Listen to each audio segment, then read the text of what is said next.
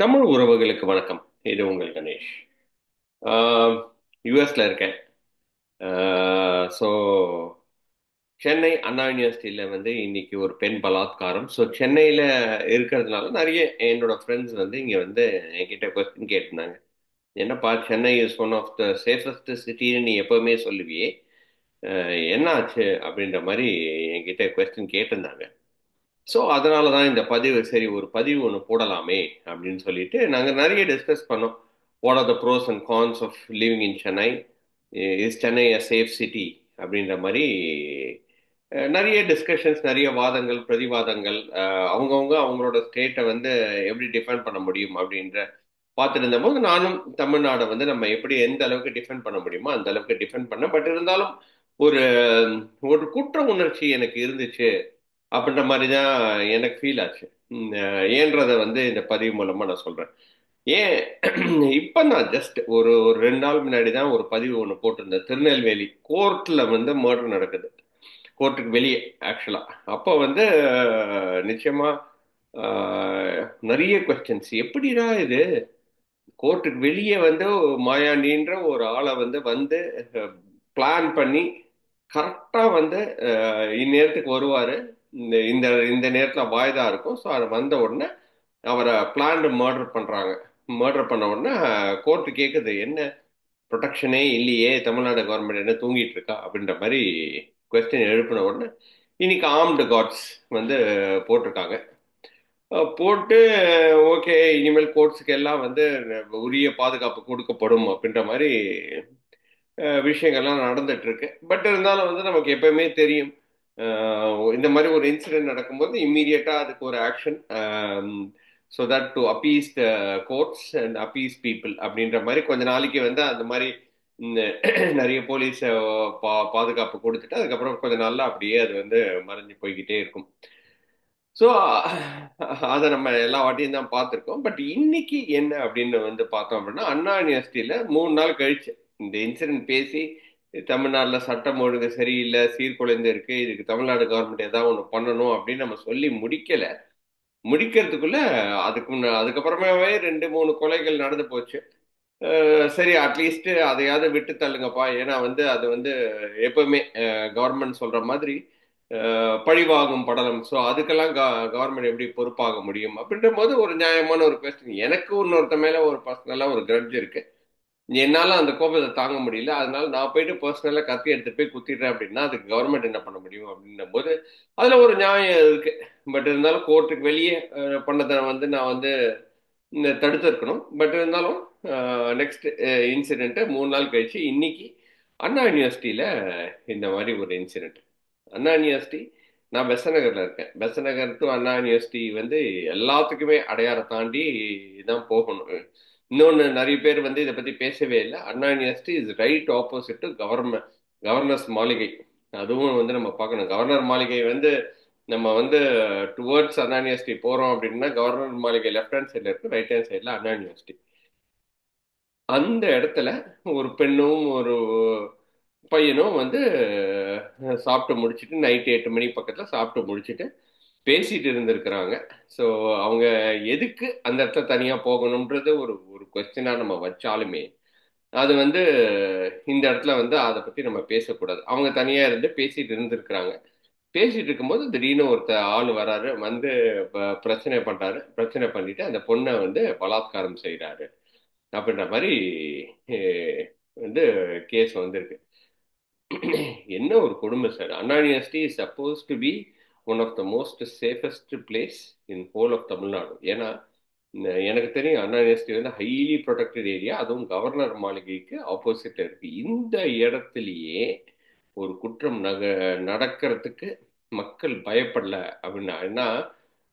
முதல்ல it is a very public place, அதுவும் ஒரு காலேஜ் யூனிவர்சிட்டி இருக்கிற ஏரியா, கம்ப்ளீட்டா ப்ரொடெக்ஷன்ல தான் இருக்கும். அப்படி இருக்கிற ஒரு ஏரியாலேயே ஒரு ஆள் உள்ள ஒரு பொண்ணை பலாத்காரம் பண்றதுக்கு ரெடியா ஆகுறாரு அப்படின்னா, நான் என்ன சொல்றது, தமிழ்நாடு கவர்மெண்ட் திருப்பி திரும்பியும் இதே கொஸ்டின் தான், என்ன பண்ணிட்டு இருக்காங்க தமிழ்நாடு கவர்மெண்ட் அப்படின்றது தான் ரொம்ப கஷ்டமா இருக்கு. இதே தான் கடைசி நாள் திருப்பியும் இதே இன்சிடென்ட் நான் சொல்றேன். கடைசி நாள் எலெக்ஷனுக்கு முன்னாடி 2021 எலெக்ஷனுக்கு முன்னாடி சன் டிவியில மிஸ்டர் ஸ்டாலின் கிட்ட நம்ம கேட்ட கொஸ்டினுக்கு அவர் என்ன சொன்னாரு? நீங்க டிஎம்கே கவர்மெண்ட் வந்தாலே எப்பவுமே வந்து அராஜகம் ஜாஸ்தி ஆகும், கொலை கொள்ளை கருப்பழிப்பு கட்ட பஞ்சாயத்து இதெல்லாம் ரொம்ப ஜாஸ்தி ஆகுது அப்படின்ன உடனே அவர் என்ன சொன்னாருன்னு, நான் வந்து ஸ்டாலின் நம்பி இதுக்கு முன்னாடி எப்படின்லாம் எனக்கு தெரியாது, நான் வந்து அதுக்கு வந்து நான் வந்து பொறுப்பு இருக்க மாட்டேன் அப்படின்ற மாதிரியும் சொன்னாரு. But which is fair enough, ஏன்னா அவர் சிஎம் கிடையாது இல்லையா? இப்போதைக்கு இவர் தானே சிஎம், அப்போ நான் பொறுப்பே இருக்க மாட்டேன், ஆனா இனிமேல் என்னைய நம்பி ஓட்டு போடுங்க அப்படின்னு சொன்னாரு.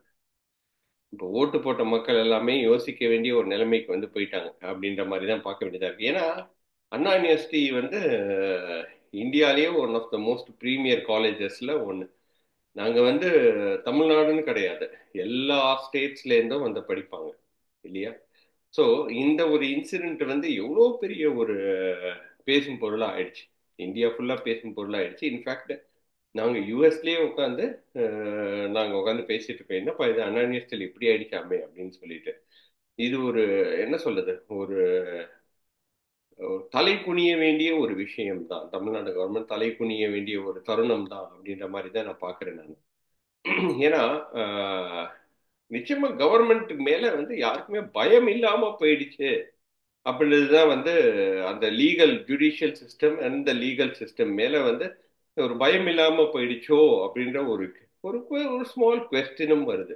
இது நான் தவறா பேசியிருந்தா என்னை மன்னிச்சிடுங்க. பட் இருந்தாலும் அந்த ஜுடிஷியல் சிஸ்டம் மேலதான் அதாவது வந்து தனி மனிதனின் கடைசி புகலிடம் அப்படின்றது வந்து நம்ம வந்து என்ன சொல்றோம் அப்படின்னா ஜுடிஷியல் சிஸ்டம்க்கு தான் நம்ம வந்து போறோம் இல்லையா?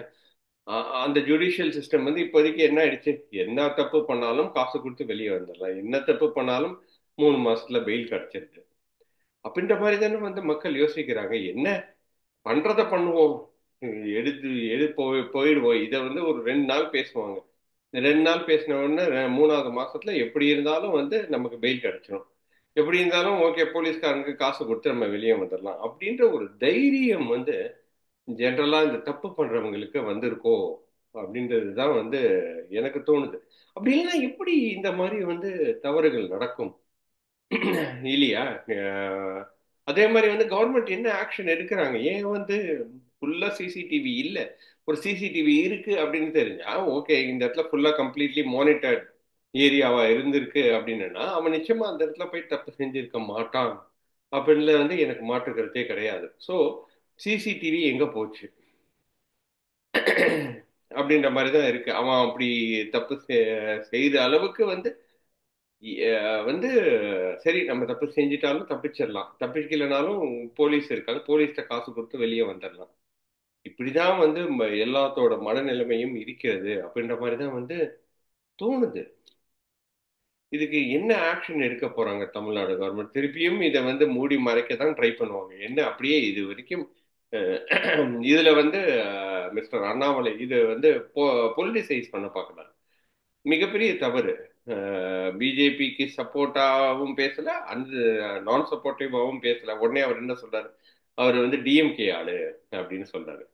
சார் முதல்ல வந்து this is problem, this is social problem. இந்த சோஷியல் ப்ராப்ளம் நீங்க கவர்மெண்ட் குறை சொல்லுங்க, ஏன் ஒரு கட்சியை நோக்கி அதை போறீங்க, ஏன் பொலிட்டிசைஸ் பண்றீங்க அதை? டிஎம்கே ஆளு ஏடிஎம்கே, அப்ப அது பிஜேபி ஆளா இருந்தா பரவாயில்லையா? இப்போ பிஜேபி ஆளுன்னா நீங்க பேச மாட்டீங்களா? என்ன ஒரு பைத்தியகாரத்தனமான ஒரு ஸ்டேட்மெண்ட் அது. நிச்சயமா வந்து அண்ணாமலை வந்து இந்த இடத்துல வந்து கண்டிக்கக்கூடிய ஒரு ஸ்டேட்மெண்ட் தான் அது. அது வந்து அதுக்கப்புறம் அவர் பிஜேபி ஆள்னு சொல்ல, அவர் வந்து இல்ல இது வந்து பிஜேபி எங்களுக்கும் இதுக்கும் சம்பந்தம் இல்லைன்னு வந்து டிஎம்கே சொல்ல,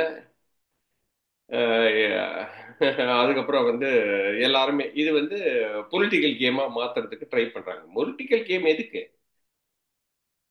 இல்லையா? நாம் தமிழர் சொன்ன மாதிரியோ இல்லாட்டா பாட்டாளி மக்கள் சொல்றதுதான் வந்து சரியான கருத்துக்கள். என்ன கவர்மெண்ட் என்ன பண்ணிட்டு இருக்கு, ஏன் தூங்கிட்டு இருக்கா, என்ன இது இது இது வந்து எவ்வளவு பெரிய ஒரு கொடுமையான ஒரு விஷயம். ஸோ மக்கள் வந்து ஸ்டூடெண்ட்ஸ் வந்து பல ஸ்டேட்ஸ்ல இருந்து அண்ணா யூனிவர்சிட்டியை நம்பி அனுப்புறாங்க ஸ்டூடெண்ட்ஸை. அப்படியா நம்பி அனுப்புற ஒரு ஸ்டூடெண்ட்ஸுக்கு வந்து பாதுகாப்பு கொடுக்க வேண்டியது யூனிவர்சிட்டியோட பொறுப்பு, இங்க இருக்கிற போலீஸோட பொறுப்பு. அது அதுல வந்து நமக்கு வந்து பார்க்கணுமே தவிர இந்த இடத்துல போயிட்டு எதுக்கு பொலிட்டிசைஸ் பண்ணணும், அது தவறு. பட் இருந்தாலும் coming back to the problem, Tamil Nadu government என்ன பண்ண போறாங்க? What is Tamil Nadu government actions going to be? இதுதான் நம்ம வந்து முக்கியமா கவனிக்கணும். அதாவது வந்து தப்பு பண்றவன் யோசிக்காம இப்ப தப்பு பண்றான் அப்படின்ற அளவுக்கு வந்து போய்கிட்டு இருக்கு. நம்ம தான் பார்க்குறோம். இதுக்கு மெயின் காரணம் என்ன அப்படின்னா வந்து போதைப் பொருள் கலாச்சாரம் ரொம்ப ஜாஸ்தியா போயிருக்கு. அதான் போதைப் பொருள் கலாச்சாரம் இருக்கிறதுனால தான் உங்களுக்கு தப்பு பண்ணணும்ன்றது ஒரு ஒரு ஒரு நினைப்பே இல்லாம பண்றாங்களோ அப்படின்ற ஒரு சந்தேகமும் வருது. சரி, அவன் பண்றான்ல, எங்கேயோ ஒருத்தன் எவனோ ஒருத்தன் அவன் பண்றான்ல, நான் ஏன் பண்ணக்கூடாது?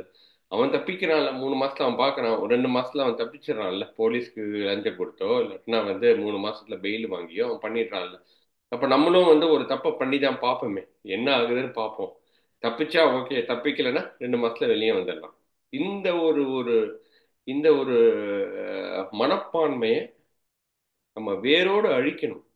நிச்சயமா. அதாவது வந்து இந்த மாதிரி வந்து ஒரு ஒரு செக்யூர்டு பிளேஸ்ல ஒரு யூனிவர்சிட்டிக்குள்ள இந்த மாதிரி ஒரு பலாத்காரம் நடந்தா உண்மையாவே சீக்கிரமா வெகு விரைவில் தீர்ப்பு சொல்லி அந்த தீர்ப்பு ஒரு நல்ல தீர்ப்பாகி அந்த ஆளுக்கும், அதாவது வந்து அவன்தான் குற்றவாளியாட்டத்தை கரெக்டா கண்டுபிடிச்சு இந்த குற்றத்துக்கு ஏற்ற தண்டனையை முதல்ல கொடுக்கணும் அப்படின்றது தான் வந்து ஒன் வாய்ஸ் தமிழ் மூலமா நான் சொல்றது. இதை வந்து சும்மா விட்டுறக்கூடாது.